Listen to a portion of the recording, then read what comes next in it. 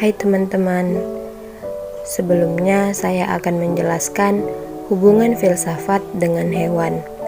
Di dalam diskursus filsafat, khususnya tradisi barat, hewan selalu dioposisikan dengan manusia. Hewan dianggap sebagai makhluk yang tidak mempunyai sesuatu yang dimiliki manusia. Menurut Aristoteles, apa yang membedakan manusia dengan hewan adalah bahasa. Manusia memiliki bahasa yang membuatnya punya kemampuan untuk membedakan apa yang baik dan apa yang buruk. Sedangkan hewan di sisi lain hanya punya suara. Suara ini bukan bahasa. Suara ini membedakan kesenangan dan kepedihan. Ilmu yang mempelajari manusia, hewan, dan tumbuhan disebut juga dengan ilmu sains. Ilmu pengetahuan alam atau sains sebagai salah satu ilmu yang berkembang di filsafat. Sains memberikan kontribusi yang besar pada beberapa sektor yang vital bagi manusia, antara lain dari bidang pangan, ditemukannya berbagai jenis tumbuhan dan hewan, menghasilkan berbagai jenis makanan baru hasil pengelola secara biologis, pengelolaan lingkungan dengan tanaman dan hewan yang bermanfaat. Kemudian dari bidang sandang dihasilkannya berbagai jenis bahan sandang yang diolah dari tanaman dan hewan. Dari tanaman seperti kapas, kemudian dari hewan seperti sutra, wol, dan lain sebagainya. Contoh hewannya bisa dikatakan seperti sapi atau lembu. Daging dari lembu tersebut bisa dikonsumsi oleh manusia. Kemudian kulitnya bisa dijadikan beduk masjid. Bahkan kotorannya pun bisa dijadikan pupuk untuk tanaman-tanaman. Di desa saya, ketika punggahan untuk menyambut bulan suci Ramadan, yang disembeli adalah hewan sapi atau lembu tadi.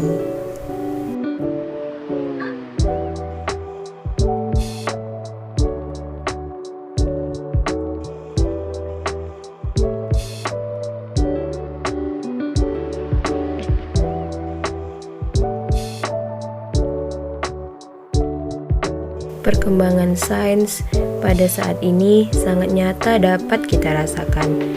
Perkembangan tersebut pada beberapa sisi sangat menguntungkan manusia. Manusia dimanjakan dengan berbagai hasil dari kemajuan sains, sehingga terpenuhi sebagian besar kebutuhannya. Perkembangan yang sangat pesat ini seringkali tidak disadari bahwa pengaruh yang bersifat negatif bagi manusia yang mungkin merupakan awal dari kemusnahan manusia. Sains terbebas dari moral yang dapat dimaknai bahwa baik buruknya hasil perkembangan sains tidak tergantung dari sains, tetapi tergantung pada manusia. Manusia memang berperan utama dalam pengendalian, pengaturan, pengarahan, perkembangan sains. Oleh karena itu, manusia, khususnya ilmuwan, harus memegang teguh 3 komponen dalam sains dalam melakukan penelitian untuk pengembangannya. Filsafat sangat diperlukan kehadirannya pada saat perkembangan sains yang semakin menunjukkan spesialisasi keilmuannya. Perkembangan sains dalam perjalanannya sangat membutuhkan dimensi etis dan estetika yang terdapat dalam filsafat sebagai pertimbangan dan mempengaruhi proses perkembangan tersebut. Tanggung jawab etis menjadi suatu yang menyangkut kegiatan penelitian dan menggunakan hasil untuk kepentingan manusia. Ilmuwan dalam mengembangkan sains harus mempertimbangkan harkat, martabat, dan kodrat manusia, menjaga keseimbangan dan kelestarian ekosistem, bertanggung jawab terhadap generasi yang akan datang, dan bersifat universal. Filsafat yang merupakan dasar dari semua ilmu yang ada pada saat ini.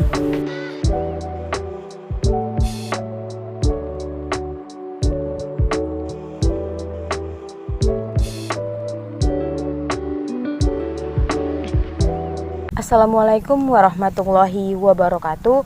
Nama saya Novia Haryana. Saya dari Prodi Sejarah Peradaban Islam, Fakultas Ilmu Sosial UIN Sumatera Utara. Oke, kali ini saya sedang berada di Desa Damuli Pekan, tepatnya di Pondok 5 Seranggong. Kali ini saya akan mewawancarai salah satu warga yang memiliki ternak lembu. Saya mewawancarai salah seorang warga ini guna untuk memenuhi salah satu tugas akhir semester saya, yaitu mata kuliah filsafat sejarah. Saya memilih judul alasan kenapa memilih beternak lembu. Saya sedang bersama pemilik ternak lembu.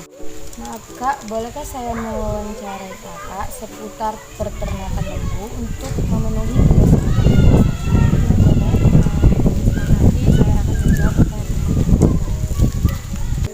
Oke, saya di sini akan bertanya-tanya seputar tentang peternakan lembu. Sejak kapan Kakak memulai usaha beternak lembu? Sejak tahun 2010 hingga sekarang. Nah, kenapa sih Kakak harus memilih ternak lembu? Kan ada seperti ternak yang lain seperti ayam, ikan. Karena beternak lembu itu selain untuk di pasaran harganya yang begitu besar atau untuk tabungan di masa depan juga itu lumayan, mencari makanannya itu juga gampang karena mereka tuh hanya makan tuh rumput-rumputan. Apalagi saya tinggal di perkebunan Divisi 3 Seranggong ini begitu banyak rumput-rumput sehingga sayang jika kita tidak memanfaatkannya dengan beternak lembu. Nah, selain itu juga seperti seandainya kita juga berkurban, itu bermanfaat bagi kami karena saat berkurban itu harga lembu per ekor itu melambung naik tinggi. Dalam Kakak beternak lembu ada nggak Kak manfaatnya? Manfaatnya tuh banyak, seperti salah satunya itu kotoran sapi atau kotoran lembu itu sangat bermanfaat bagi kami, terutama seperti kami yang tinggal di perkebunan ini karena memiliki banyak lahan untuk bercocok tanam. Jadi kotoran sapi itu sangat berguna sebagai pupuk kandang, ya kan? Karena tanah yang diperlukan itu pasti sangat bermanfaat jika tanahnya itu sudah berbaur campur dengan kotoran sapi. Terus yang kedua, jika kulit lembu itu dimanfaatkan sebagai beduk masjid itu juga sangat berguna karena itu jika dijemur suara beduk masjid itu akan semakin keras karena dia kering dan kuat tahan lama. Terus untuk manfaat yang lainnya sebenarnya banyak tapi tidak mungkin saya sebutkan satu persatu, jadi mungkin yang saya sampaikan hanya 2 poin ini saja. Dalam Kakak beternak lembu ada nggak Kak kerugian? Kalau kerugian pasti ada, seperti kami yang tinggal di kebun ini juga bersebelahan dengan kampung, dan kampung itu rata-rata mereka kerjanya setiap hari itu petani dan mereka memiliki ladang atau lahan cocok tanam. Jika kami tidak menjaga lembu kami dengan baik, pasti lembu-lembu ini juga akan berkeliaran dengan bebas, dan bahkan pernah sering terjadi di kami, lembu-lembu kami ini masuk ke lahan cocok tanam tetangga kami dan merusak tanaman, yang mengakibatkan kami harus mengganti rugi semua tanaman-tanaman yang telah dirusak oleh lembu kami. Itu pun di luar dugaan juga sih, cuman dia lebih ke kita, kembali ke kita menjaganya. Jika kita jaga mungkin tidak terjadi. Jika kita lalai itu sering terjadi, seperti saya juga sering merasakannya seperti itu. Untuk kerugian lainnya, seperti lembu itu kita tidak tahu dia apakah bakalan di tempat yang kering seperti ini atau tidak. Karena jika mereka masuk ke dalam perairan yang sangat dalam, serta adanya lumpur, mereka juga susah untuk bergerak sehingga mereka terendam di dalam, dan mereka itu akan kesulitan untuk bernapas dan mengakibatkan lembu itu akan, maaf cakapnya, itu mati. Di situ juga kita mengalami kerugian karena kita tidak akan berkurangnya tabungan kita di masa depan. Seekor saja itu sangat berpengaruh bagi kami. Ini Kak, lembunya ini kalau beranak itu biasanya menghasilkan berapa ekor? Kalau lembu atau sapi itu di kami itu 1 tahun sekali, karena kalau anaknya keluar dari rahim itu 2 kali, itu kemungkinan besar tidak akan bertahan lama. Efeknya jika tidak induknya yang tidak selamat atau anaknya di dalam tidak akan selamat dua-dua. Jadi biasanya itu di kami 1 ekor itu 1 ekor lembu 1 tahun sekali itu melahirkan 1 ekor anak, tidak pernah 2. Beda dengan kambing. Kalau kambing itu dia mau 1 ekor itu melahirkan 3 ekor kambing atau 2. Kalau lebih dari situ juga mereka tidak akan bertahan lama. Terus kan Kak, katanya di sini nggak dibolehin ada kandang lembu ya Kak? Ya, itu kesulitan bagi kami.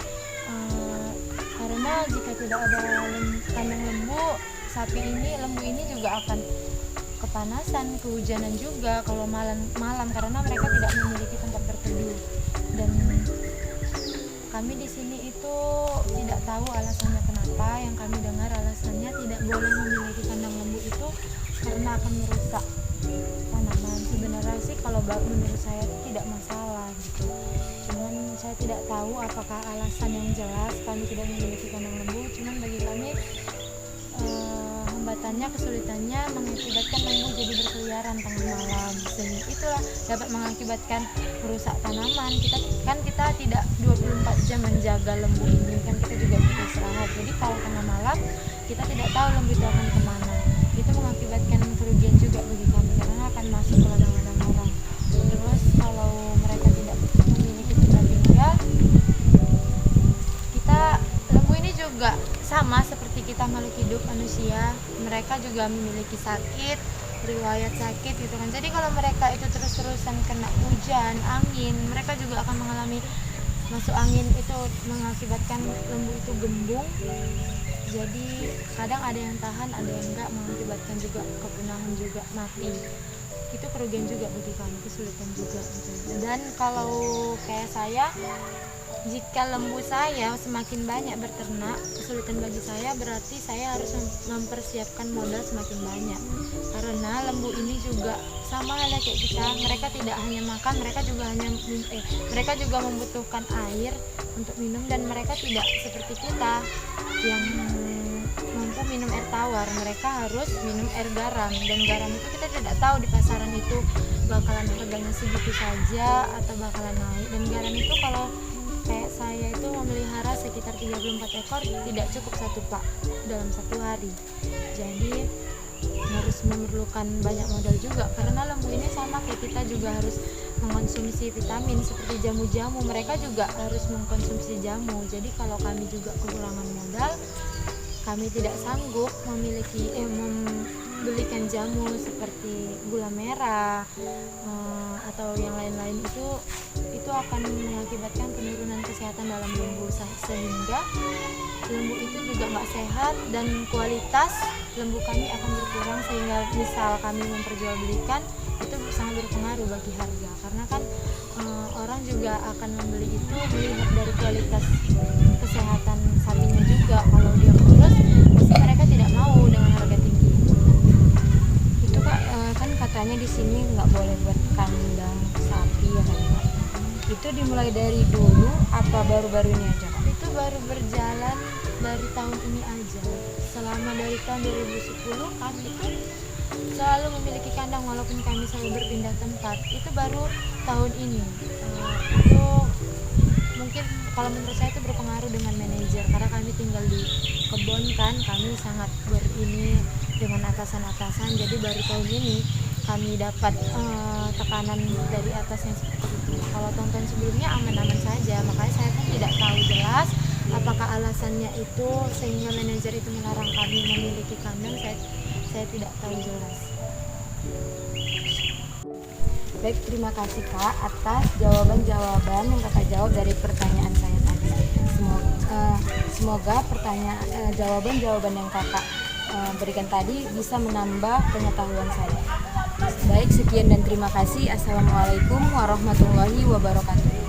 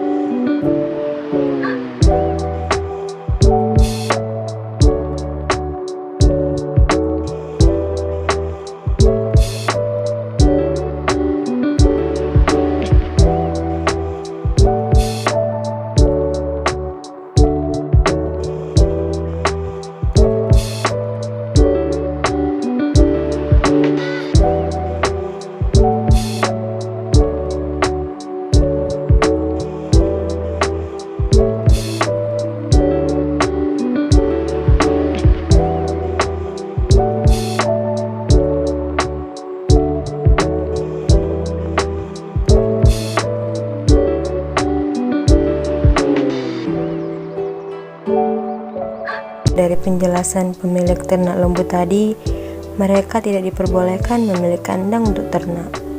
Dan sampai sekarang, mereka pun belum mengetahui apa penyebab tidak diperbolehkan memiliki kandang untuk ternak. Dan ini adalah sisa bangunan dari kandang ternak mereka. Hingga ternak mereka mulai dari pagi sampai malam berkeliaran di permukiman warga, dikarenakan ternak mereka tidak memiliki kandang. Sampai kotoran hewan ternak tadi berserakan di halaman rumah warga, dan seringkali ternak mereka kehujanan yang menyebabkan hewan ternak kekurangan daya tahan tubuhnya.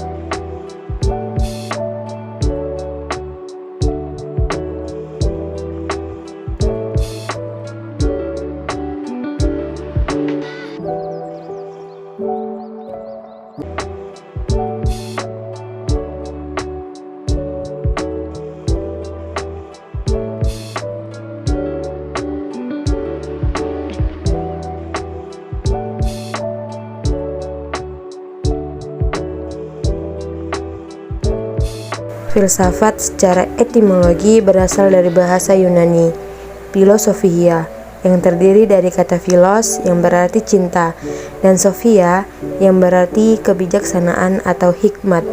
Cinta dapat dimaknai sebagai hasrat yang besar atau berkobar-kobar dan bersungguh-sungguh.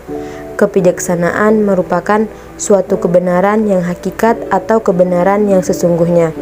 Filsafat secara harfiah memiliki makna kecintaan terhadap suatu kebijaksanaan.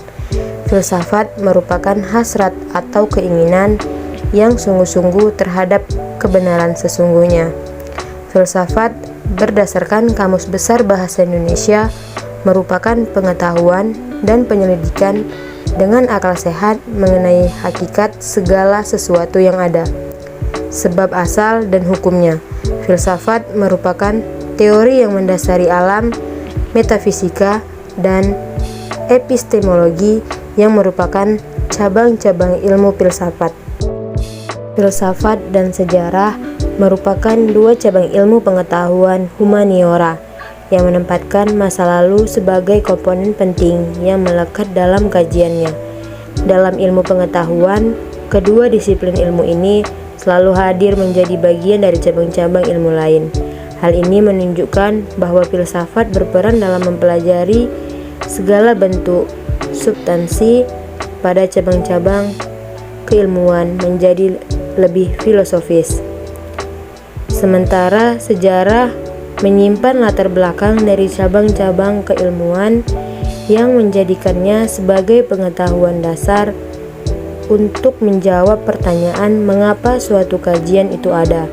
Kedua, cabang ilmu ini menjadi menarik ketika terbentuk sebagai satu kajian dengan nama filsafat sejarah.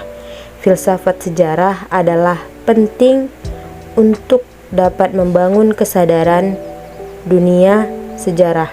Hadirnya kajian filsafat dalam ilmu sejarah menjadi sangat menarik untuk keduanya, mampu mempelajari tentang masa lampau secara lebih kritis dan komprehensif.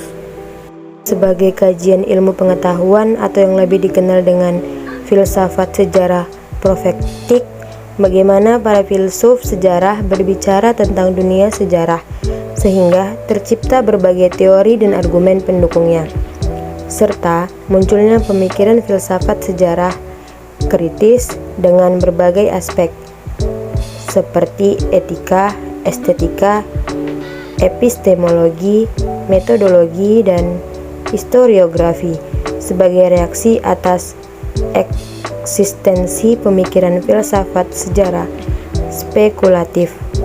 Cabang ilmu filsafat. Ada beberapa cabang ilmu dari filsafat. Yang pertama itu logika.